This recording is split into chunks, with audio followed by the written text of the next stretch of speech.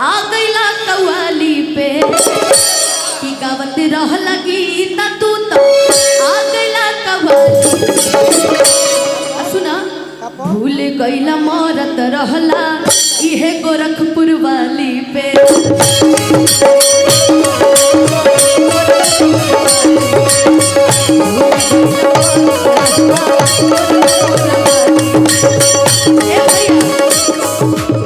गावत रहला गीत तू ता आ गईला कव्वाली पे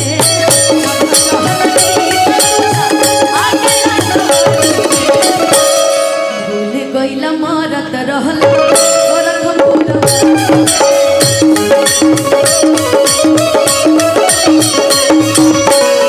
देखिए भैया हमने पॉजिटिव गाया था कि तोरा चलते हो जाए तो मर्डर, तो आप ऐसे क्यों कर रहे हैं पंकज भैया? सब आप भी करवाए आज। भूल गईला मरत रहला गोरखपुर वाली पे। लेकिन हाँ हमके बहुत कुछ याद बोल कम। अच्छा छोड़िए ना, कोई बात नहीं, उनको नहीं भी याद है। आप हैं, आपके छोटे भाई हैं ये, और शिव कुमार बिक्कू जी बहुत अच्छे गायक हैं, बहुत अच्छे नायक हैं, बहुत अच्छा वीडियो करते हैं, क्योंकि सोना जी बैठी हुई है। और मैं अब क्या बोलूँ, तो एक चीज कह देते हैं कि हमें हर घड़ी है तुम्हारी कि होती है कैसी सनम बेकरारी। नहीं आप इधर आइए, ये कौन सी बात होती है कि मिलेंगे जो तुमको तो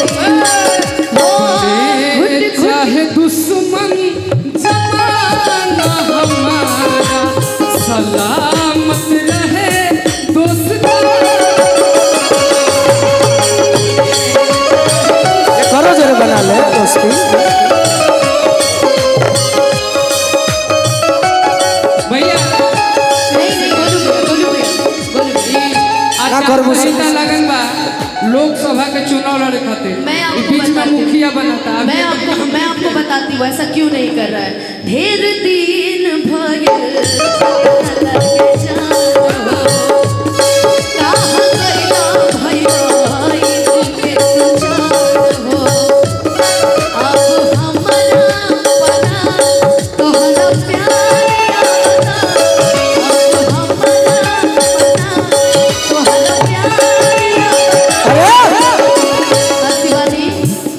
कोई इधर देखो केहू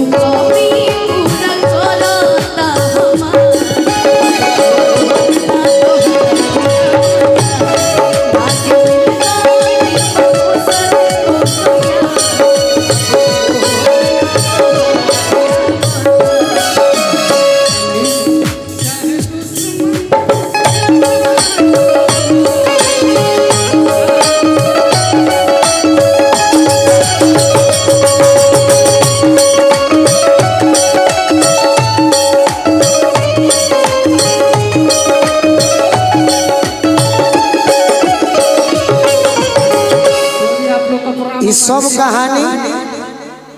कहानी ये सब कहानी मैगी पे शुरू भइल बा मेजर। चाउमीन पे खत्म होता है, ठीक बा? तारा के ना ना बता ना दे।